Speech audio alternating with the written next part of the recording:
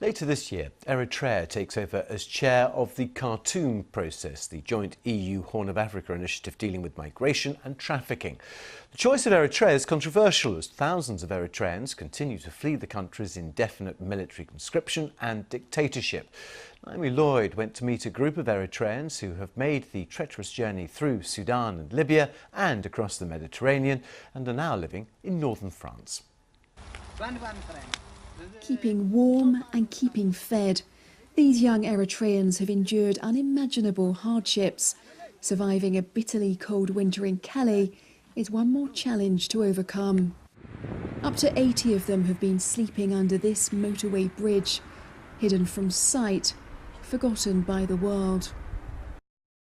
Until recently, Daniel, who doesn't want to give his real name or be identified to protect his family in Eritrea, was also living under the bridge.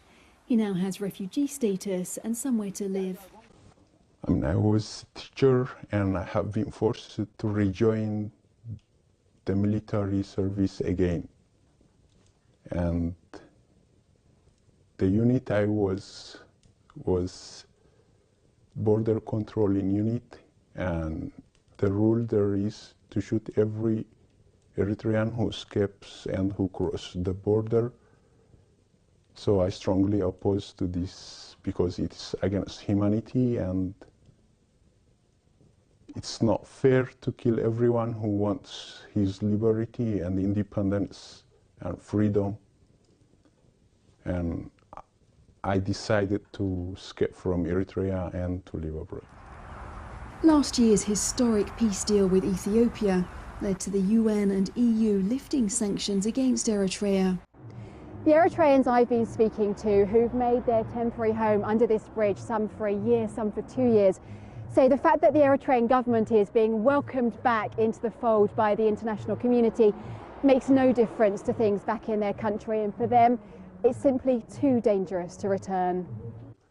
Even if the sanctions have been taken over, nothing will be changed unless he changes his mentality or the way or the system. Yeah, of course, no one denies peace. We all love peace and we love Ethiopians also, because we never want again bloodshed with our neighboring countries. If there is no democracy, if there is no right to choose and to be chosen, nothing will be changed. It's the same.